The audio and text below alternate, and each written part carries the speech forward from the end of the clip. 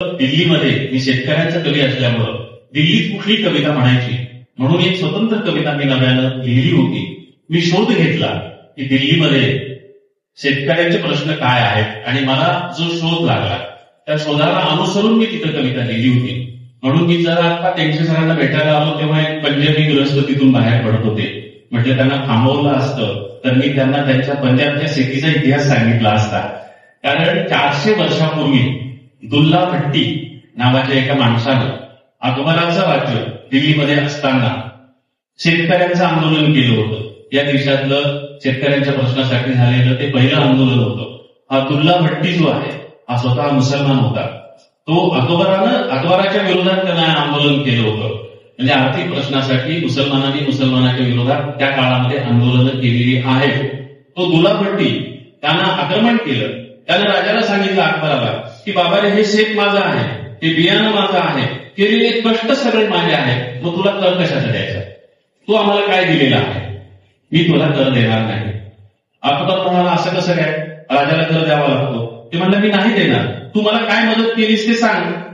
आणि त्यानं कर द्यायला नकार दिला. अकबरानं सैन्य पाठवलं.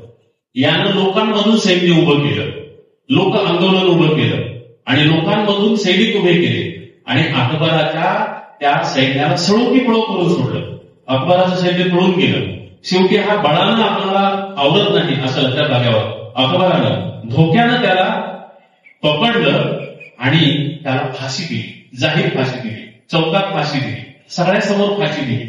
आणि त्या फाशी दिल्याच्या नंतर म्हणजे लोकांच्या मध्ये दहशत बसावी सगळ्यांच्या मध्ये की अकबराच्या विरोधात जर आपण काही केलं तर आपलं काही खरं नाही, आपणाला अशा प्रकारे जाहीर फाशी दिलं जाईल. अशा प्रकारचं ते दुल्ला भट्टीचं आंदोलन होतं. तो दुल्ला भट्टी 400 वर्षापूर्वी होऊन गेला. त्यानं पंजाबच्या शेतकऱ्याचा अकबराच्या विरोधात आंदोलन करून दिल्लीला सळोकी पळो करून सोडलं. तो जो दुल्ला भट्टी आहे त्या दुल्ला भट्टीच्या इतिहासामध्ये कुठेही उल्लेख नाही, अगदी अकबराच्या इतिहासातही नाही. पण पंजाबमधले लोक दुल्ला भट्टीची गाणी अजूनही गावागावातून गातात. हजारो गाणी त्याची आहेत आणि लोक गातात. 400 वर्षापासून 25 वर्षापूर्वी दिल्लीला तिथं यावर्षी अखिल भारतीय मराठी साहित्य संमेलन झालं. त्या तालकटोरा मैदानावर 25 वर्षापूर्वी शरद जोशींनी प्रचंड मोठं आंदोलन केलेलं होतं.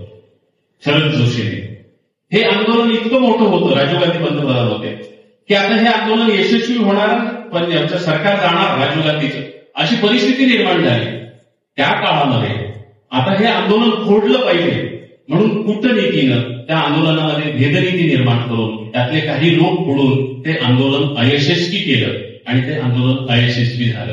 त्याच्यानंतर 4 वर्षापूर्वी दिल्लीच्या सीमेवर पंजाबच्या शेतकऱ्यांनी आंदोलन केलं. ते आंदोलन अजूनही सुरू आहे. एक शेतकरी अजूनही उपोषणाला बसलेला आहे आणि त्याला दवाखान्यात ऍडमिट केलेला आहे. म्हणजे गेल्या 400 वर्षापासून शेतकरी दिल्लीला धडका देतो आहे आणि दिल्ली काही त्याला प्रवेश देत नाही. हे लक्षात आल्यानंतर मी ती कविता लिहिली होती दूधसर की दार उघड दिल्ली दार उघड. आणि ती जरा विद्रोही कविता होती.